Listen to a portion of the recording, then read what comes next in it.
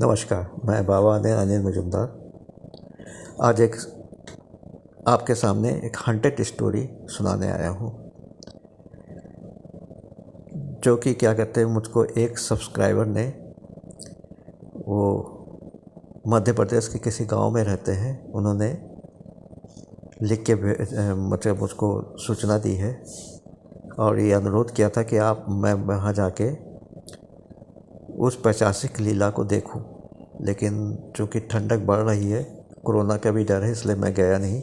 लेकिन उससे मैंने फ़ोन पर पूरी कहानी सुन ली और उसी को ही अपने शब्दों में आपके सामने कह रहा हूँ। आशा करता हूँ कि आप इसे लाइक करेंगे, शेयर करेंगे और सब्सक्राइब भी करेंगे और मेरा और उस सब्सक्राइबर का मनोबल बढ़ाएंगे। मुझको कभी मौका मिला तो मैं ज़रूर गांव में जाके इसको जो है वीडियो रूप में प्रस्तुत कर सकता हूँ, ठीक है ना। अब क्या आप उस हॉन्टेड स्टोरी का मज़ा लेना चाहते हैं तो ध्यानपूर्वक इसे सुनिए। मध्य प्रदेश का एक गांव, जहाँ के सब्सक्राइबर ने मेरे को ये कहानी पूरी बताई है। उसके गांव में एक मज़दूर अपनी 3 बेटियों, 2 बेटों और पत्नी के साथ एक बड़े काश्तकार के यहाँ मजदूरी करता था। काश्तकार के यहाँ से अच्छे पैसे मिल जाते थे उसको। उसका जो जीवन यापन बहुत सुख में बीत रहा था। लड़कियाँ बहुत ही सुंदर थी, अति सुंदर थी। बड़ी लड़की सयानी हो गई थी, करीब 17-18 साल की उम्र होगी। उससे छोटी 15-16 साल की थी, उससे छोटी 14 साल की थी। 2 छोटे छोटे बच्चे थे, एक 4 साल का था और एक 3 साल का था। और पत्नी बहुत ही सुंदर थी। अब वो अपने मालिक के यहाँ खेतों में काम करता था। खेतों में काम करता था और भी काम करता था। मालिक जो है उससे बहुत खुश थे और उसको इधर उधर मदद भी करते थे। तनख्वाह के अलावा भी उसके पास अच्छे खासे होते, जिससे घर गृहस्थी अच्छी चल रही थी। एक दिन जो है क्या कहते हैं, मतलब उसने देखा कि उसकी बड़ी बेटी अत्यधिक सुंदर और सयानी हो गई है। तो उसने अपनी बीवी से कहा, पत्नी से, कि देखो बेटी अब सयानी हो गई, अब इसका विवाह कर देना चाहिए। कहीं ऊंच नीच कुछ हो गई तो हम लोग शर्म के बारे मुंह दिखाने काबिल नहीं रहेंगे। तो उसकी पत्नी ने कहा, जो कि बेटियों और बेटों की माँ थी, 5 बेटी और बेटियों की माँ थी, कहले ठीक है, लेकिन क्या कहते हैं, पैसे की कमी है ना। मैंने बड़ी मुश्किल से करीब 20,000 रुपये इकट्ठा किए और इसके 20,000 में तो शादी होगी नहीं, और भी 20-30 हज़ार चाहिए, वो कहाँ से आएंगे। मैंने कहा कोई बात नहीं, मैं मालिक से बात करता हूँ और जो है उनसे कुछ मतलब वो ले लूँगा, लोन के रूप में ले लूँगा और हर महीने कटवा दिया करूँगा, कुछ कम खर्चे में घर चलाना। तो उसने वो राज़ी हो गई। लेकिन मेन बात थी कि लड़का कहाँ से मिले शादी के लिए। शादी के लिए तो ठीक है, सब हो भी जाएगा। तो अचानक उसको याद आया कि कुछ दिन पहले उसके साथ में काम करने वाले एक ने अपने लड़के के बारे में बताया था कि वो दिल्ली में नौकरी करता है, 12-15 हज़ार रुपये तनख्वाह पाता है और जो है क्या कहते हैं, पढ़ा लिखा भी है और उसकी शादी करनी है। तो उसने सोचा क्यों ना चलो इससे बात करके देखें, यदि वो राजी हो जाए। तो दोनों एक ही जाति के थे, इसलिए कोई जाति की प्रॉब्लम नहीं थी, बस पैसों की थी, वो तो मालिक पूरा ही कर देते। उसने जो है क्या कहते हैं, क्या किया कि जो है उस आदमी से बात की, है ना। उस आदमी ने कहा कि देखो भाई, मेरा लड़का करीब 12-15 हज़ार रुपये कमाता है, दिल्ली जैसे शहर में रहता है, ठीक है ना। तो भाई जो है क्या कहते हैं,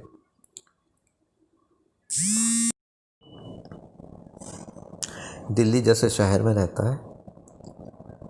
तो जो है क्या कहते हैं भाई, आप यदि हमको 10,000 रुपये नकद और आने जाने के लिए एक बढ़िया सी साइकिल, जो अच्छी साइकिल हो, वो मजबूत, और लड़की घर गृहस्थी का सामान जिसमें कुर्सी मेज भी हो और जो है कुछ बर्तन भाड़े भी हो, सब सामान चाहिए। कुछ एक पलंग चाहिए सोने के लिए। तो इतना तो आपको जुगाड़ करना पड़ेगा, इससे कम तो मैं करूँगा नहीं। यदि हाँ बोलते हो तो मैं अपनी पत्नी से बात करके आगे बात आगे बढ़ाऊँगा और लड़के को भी इन्फॉर्म करके यहाँ से बुला लूँगा। बात पक्की हो गई, दोनों में बात पक्की हो गई। दोनों ने अपनी अपनी बीवियों से जाके घर में बात की। बीवियाँ बहुत खुश हो गई कि चलो 20,000 है तो उसमें तो कम से कम निपट जाएगा, बाकी जो है मालिक से मांग लेंगे। अब जो है क्या कहते हैं, लड़के को बुलावा भेजा गया। लड़के के बाप ने फ़ोन पे कहा उससे कि तुरंत आ जाओ, लड़की देखनी है। तो लड़का बेचारा सीधा साधा था, उसने हाँ कर दिया और उसने कहा मैं तीसरे दिन पहुंच जाऊंगा मतलब वहाँ पर जहाँ वो रहते थे। ठीक है ना। अब जो है बात सब पक्की हो गई। तीसरे दिन लड़का भी आ गया। शाम को लड़के के साथ और लड़का और लड़की की माँ और वो जो उनका मित्र था वो लड़की देखने आए। लड़की पसंद आ गई। दूसरे दिन उन्होंने गोद भराई कर दी और कहा कि जो भाई सब इंतजाम कर लो, आज से 7 लड़के के पास ज़्यादा छुट्टी नहीं, 7वें दिन जो इनका विवाह कर देंगे, फिर लड़का अपने काम पे वापस लौट जाएगा और बहू मेरे पास ही रहेगी। जब वहाँ लड़का बड़ा कमरा ले लेगा तो बहू को ले जाएगा। तो दूसरे दिन गोद भराई भी हो गई। अब मेन जो खर्चा था थोड़ा बहुत और, तो वो उसने अपने मालिक से कहा। मालिक का काम ही था सबको लोन देना। तो मालिक ने एक सादे कागज पे लिख के कहा कितना चाहिए।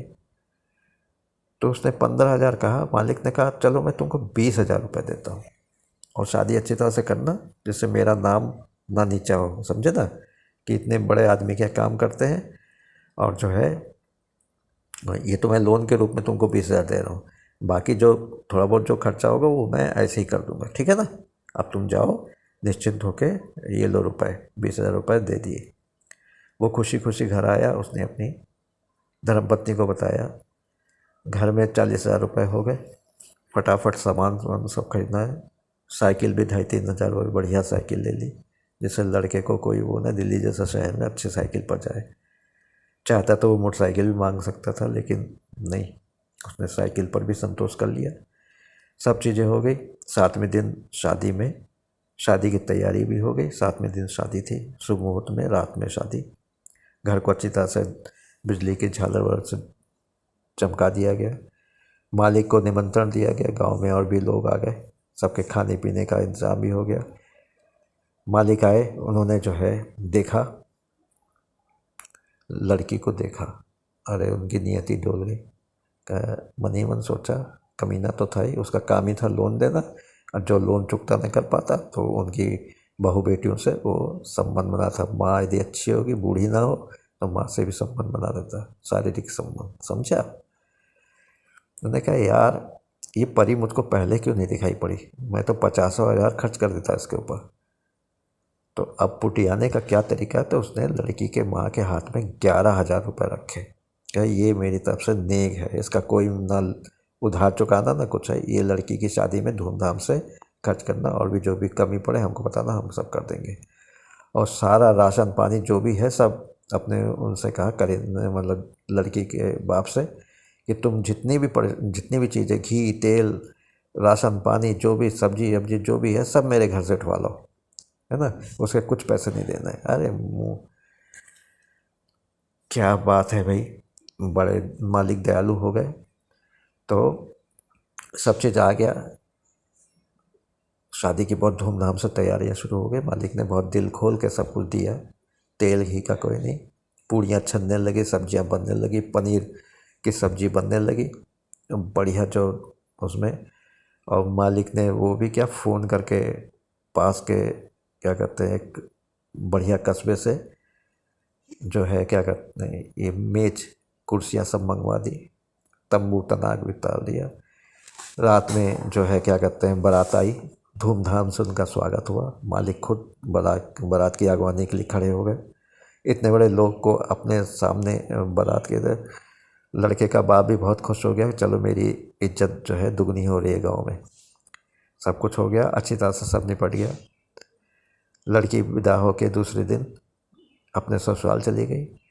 लड़के ने रात में उसके साथ मतलब क्या कहते हैं वो सुहागरात वगैरह मना के लड़का जो है तीसरे दिन दिल्ली चला गया और लड़की जो है उसी के घर में बहू के रूप में रह के माँ बाप की सेवा करने लगी, है ना। ये तो कहानी का हुआ।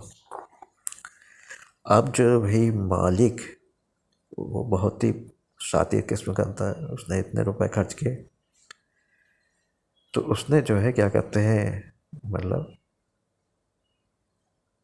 एक दिन उसने अपने जो लड़की के बाप को किसी बहाने से अपने घर में रोक लिया कि काम है आज तुम ना जाओ, और चुपके से जाके उसके घर पहुंचा।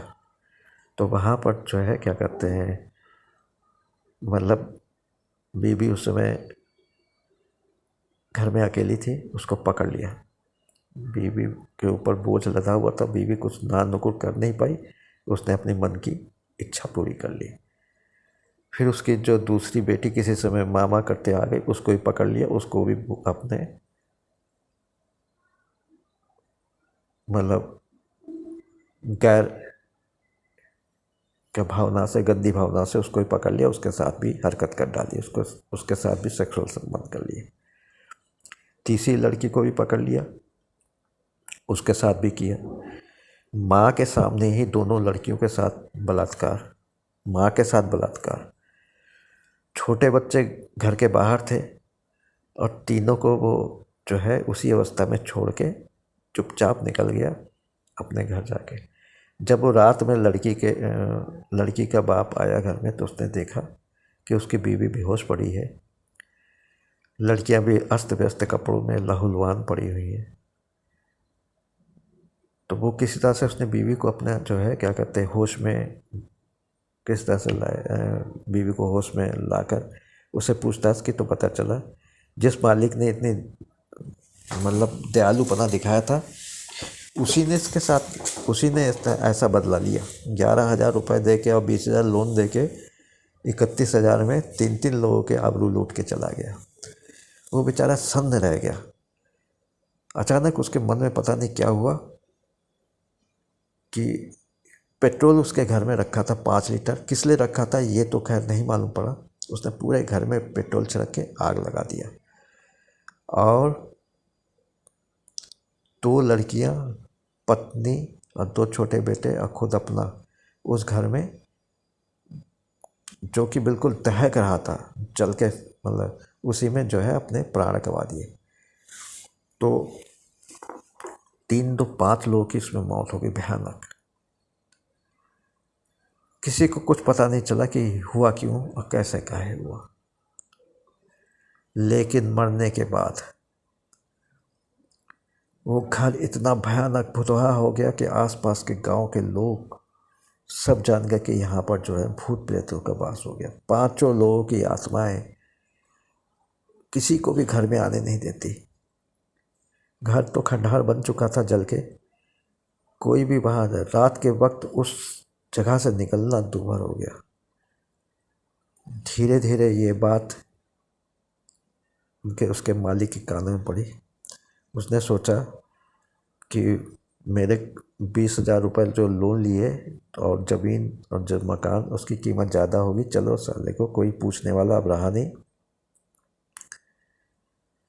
चलो मैं इस पर जो है क्या कहते हैं जेसीबी लगवा के इसको बिल्कुल उखाड़ के फेंक दूँ, इसके ऊपर अपना नया मकान बनवाऊँ। ठीक है ना। अब भाई उसने तो जेसीबी लगा के तोड़ फोड़ करके पूरा मकान बनवा लिया है। अब जब मकान तो बनवा लिया लेकिन वो वहाँ रह नहीं पाया। इतना परेशान किया कि उसमें कोई भी वो अच्छा खासा आलीशान मकान भुतवा हो गया। सालों साल ही चलता रहा। एक दिन उसके जिन्होंने प्राण त्यागे थे उसके मालिक को पता नहीं क्या, उसने कहा रात में मैं रहूँगा, देखो कौन भूत प्रेत मेरा क्या बिगाड़ लेता है। बंदूक लेके बैठा, लेकिन सुबह देखा कि वो जो है छत के जो है फंदा था उससे फांसी लगा के वो लटका हुआ मारा पड़ा था। ये बात सुनते ही जो है क्या कहते हैं उसके घर वाले दौड़ के आए। बीवी ने जैसे अपने पति की लाश देखी वो भी बेहोश होकर गिर पड़ी, फिर उसके बाद उठी नहीं, उसका भी देहांत हो गया। अचानक उसके घर में जो है क्या कहते हैं मालिक के घर में आग लग गई, पूरा घर जलने लगा और वहाँ जितने भी मैं सामान और बच्चों के वो पूरा घर जल के खाक हो गया। पूरी कहानी ख़त्म। इस तरह से भयंकर रूप से प्रेतात्मा ने बदला लिया। आज भी वहाँ पर जो है उस जो मकान है जहाँ पर जिन्होंने लोन दिया था, जिनके नया मकान बनवाया था, उस ज़मीन पर जहाँ के प्रेतात्माएँ रहती थी, तो वहाँ कोई भी नहीं जा पाता। वो मकान वैसे ही पड़ा हुआ शानदार गांव में, और जो है कोई नाम लेने वाला नहीं, कोई नहीं। दूर के रिश्तेदार जो है उन्होंने ज़मीन जायदाद पर कब्जा कर लिया और इस तरह से ये भूतिया कहानी का ख़त्म हुआ। आप देख लीजिए, यदि आपके घर में आपके मन में ऐसा कोई गलत विचार आए उसके जिसके कारण किसी को प्राण गंवाना पड़े, तो सोच लीजिए कि आपको भी वैसे ही, क्योंकि प्रकृति हमेशा बदला लेती है।